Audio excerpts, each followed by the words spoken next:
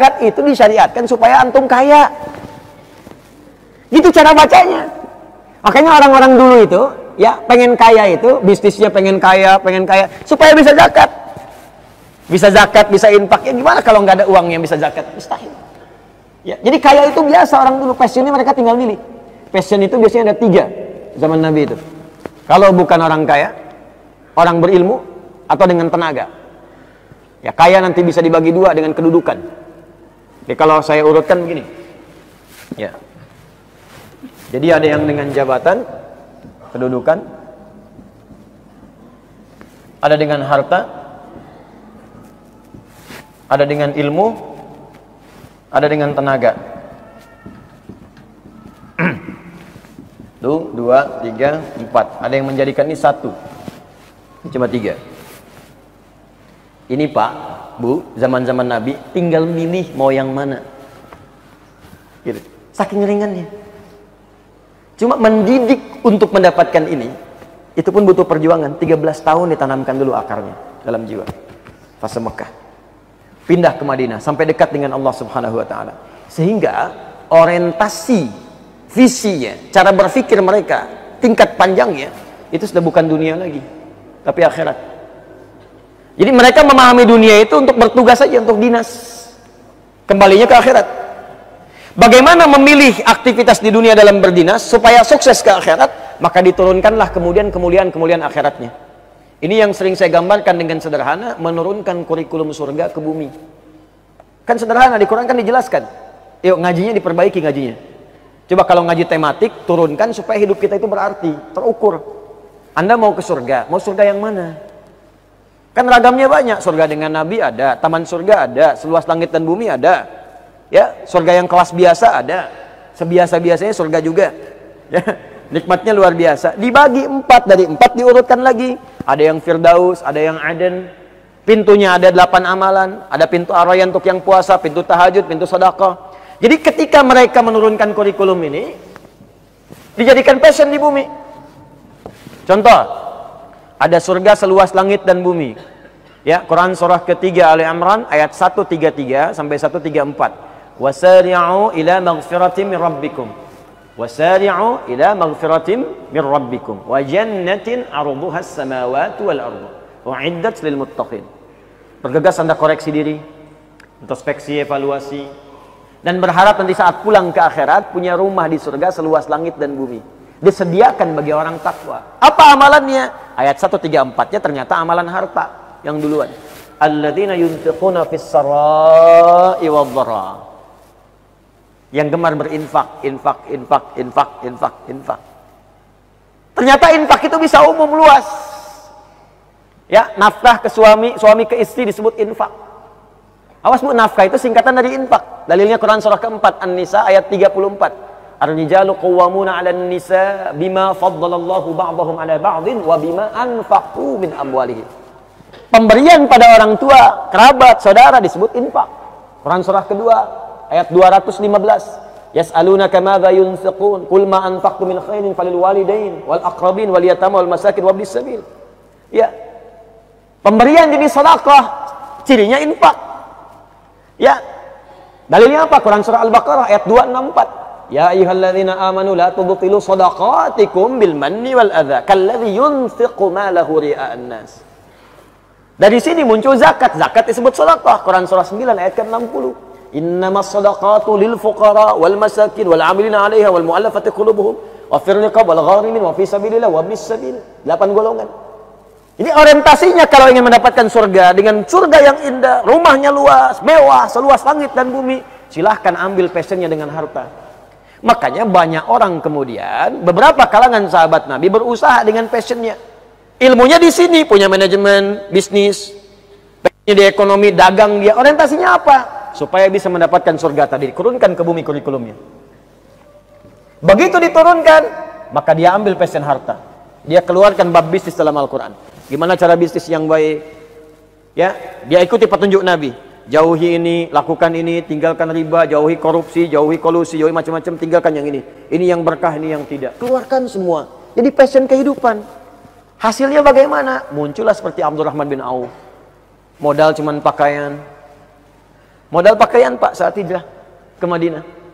Tiba-tiba 3 bulan saya jadi orang kaya, nomor 3 di Madinah. Setahun kapaknya terbuat dari emas. Setahun.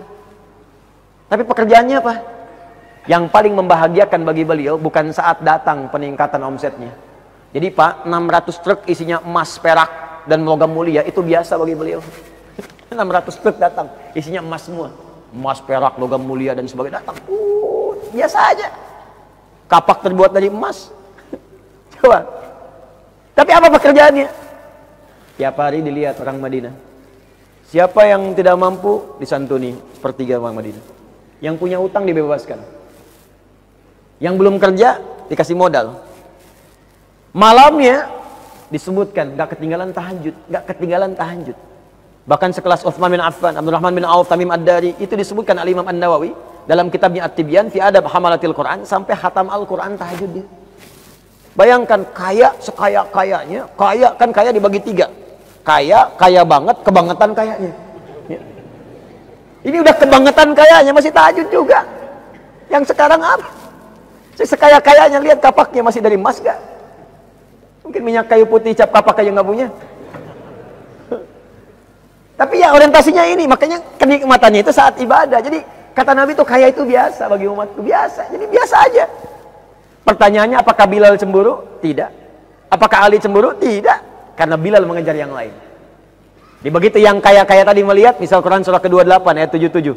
Wabtaghi fima atakallahu daral akhirah wala tansa nasibaka minad dunya. Hei, hartamu pakai untuk cari akhirat, tapi jangan lupakan duniamu. Gaya silahkan. Dengan niat ibadah. Silahkan kaya sekaya-kayanya. Subuhan pakai Ferrari, duhur Lamborghini, asar pakai Pajero, ini silahkan aja, gak ada masalah. Ya. Mau ke Mekah pakai private jet, gak ada masalah, silahkan.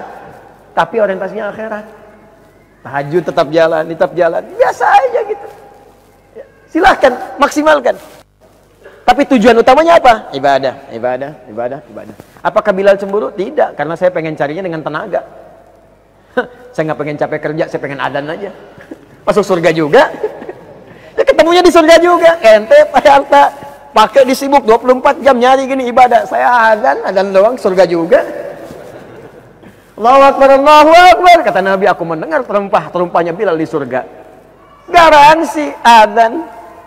Kalau cuma nggak bisa adan ke surga, ngapain saya seperti Anda katanya. Tapi kan passionnya beda-beda, lain-lain. Ali cari dengan ilmu, karena Allah wajah. Bilal udah adan. Saya ke masjid, saingan udah ada. Udah ada yang adan. Yang kaya sudah ada. Saya cari dengan pengetahuan. Maka Ali fokus kepada pengetahuan. Diikuti setelahnya dengan Abu Hurairah tuh. Ada Salman Al-Farisi dan sebagainya. Pengetahuan, ilmu. Makanya dikenal Ali itu termasuk sahabat yang jenius, Pak. Jadi ada Umar bin Khattab radhiyallahu taala anhu, Ali bin Abi Thalib, ya Amr bin As, termasuk Khalid bin Walid itu jenius. Ada kitab namanya Kitab Al-Jawahir, karangan Syekh Tantawi Al-Jauhari. Coba buka bab yang terakhir, jilid yang terakhir. Itu jilid paling terakhir itu suka ada teka-teki gitu. Ya, teka-tekinya bukan teka-teki silang kayak yang sekarang isi kotak sekian, ini kolom sekian, miring kanan, miring atas, silang gini, tidak, bukan. Itu permainan matematika. Tapi menggunakan Al-Quran dan diinspirasi dari kisah nyata. Ternyata sahabat Ali bin Abi Thalib karramahullah wajah, menantu Nabi yang paling mulia ini, itu termasuk juga ahli matematika. Tuh. Ahli tafsir iya, ahli hadis iya, balaghah paling fasih, sampai punya sekarang kitab namanya Nahjul Balaghah. Tulis Nahjul Balaghah untuk menunjukkan kefasihan sahabat Ali bin Abi Thalib. Ternyata itu pakar matematika. Dan sering saya kisahkan ini, seorang mengadu kepada kepada Ali bin Abi Thalib, mengadukan istrinya. Ya Amirul Mukminin, istri saya selingkuh. Istrinya protes, tidak ya Amirul Mukminin, saya tidak. Selingkuh, tidak. Ditanya, kamu selingkuh? Tidak. Bersumpah mau? Saya bersumpah. Kamu dari mana tahunya? Ada saksi? Tidak. Dari mana bisa katakan selingkuh? Masa 6 bulan sudah lahiran? Orang normal 9 bulan, dia 6 bulan katanya. Kata Ali, senyum Ali ketawa. Apakah engkau tidak baca firman Allah Subhanahu wa ta'ala? Dibacakanlah Quran surah 46 itu, Al-Ahqaf ayat 15. Ya, sampai kepada kalimat wa hamluhu wa fisaluhu 30 syahr. mengandung dan menyapihnya. Menyapih itu memberikan ASI sampai disapih selesai, itu 30 bulan. Terus kenapa? Apa engkau juga nggak baca firman Allah di Quran surat 31 Luqman ayat yang ke-14 itu?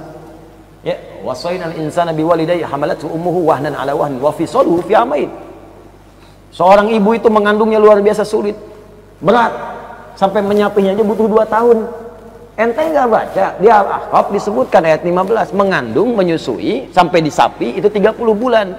Menyusui menyapih saja di Luqman 2 tahun, 2 tahun kan 4 bulan. Kalau 30 dikali 24 bukan kan 6 bulan. Itu namanya prematur, Cepi. Ya kalau masih hidup sekarang mungkin begitulah. Itu namanya kelahiran prematur. Istilahkan begitu. Itu orang dulu begitu, Pak. Jago-jagoan lah. Ada yang logika, ada yang macam-macam, ada yang liberal, yang sejago-jagonya liberal zaman dulu tuh langsung sama anak kecil kalahnya. Sama anak kecil. Tokoh liberal nantangin para ulama sekota. Ya, merasa paling hebat, sama anak kecil dipanggil. Apa masalahnya katanya?